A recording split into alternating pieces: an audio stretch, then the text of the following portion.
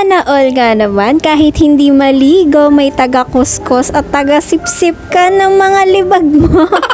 Katulad na ng turtle, grabe na yung pagkalumot niya sa kanyang shell at hindi siya na kayang maglinis ng kanyang sarili.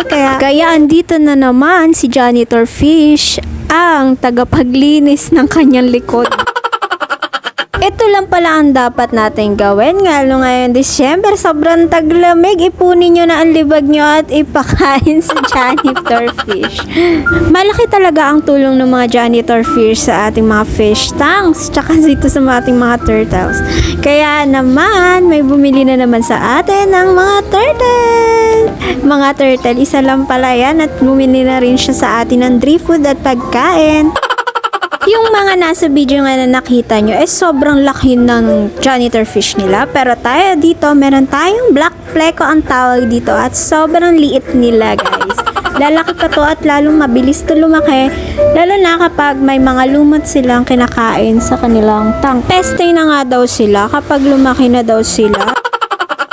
Solong-solo nga ng ating beta na ito. Sa sobrang laki ng kanyang tank, hindi na ako magugulat kung gaano siya ka-flaring ngayon. Lalo nakikita niya yung sarili niya sa kanyang salamin. Ganito rin ba magpagwapo ang inyong mga beta sa kanyang malaking tank at nag-iisa lang siya? Dapat daw ganyan yung lagayan na makapag ikaw ay beta keepers. Kumbaga, isang beta nga, isang malaking tank nga dapat daw ang ilagay yung mga beta. Hindi daw pwede sa sobrang liit na lagayan. Dahil matagal nga tayong hindi nakapag-post, eto na nga ang chismis. Marami na nga tayong bagong mga fish dito ngayon sa Panda Corn. At tignan nyo mabuti, marami tayong mga guppies at iba't ibang klase ng fishes na makikita dito. Kaya panoorin nyo lang hanggang dulo para makita nyo yung mga availables natin at pwede kayong umorder dito sa online natin.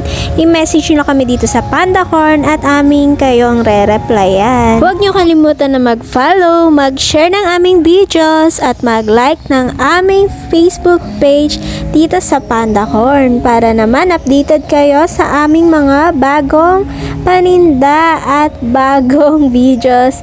At huwag nyo skip yung mga ads natin. Umabot ka nga hanggang dito sa video na ito, kaya panoorin mo na hanggang dulo dahil marami nga tayong iba't ibang klase ng fishes na makikita nyo dito sa ating videos na to.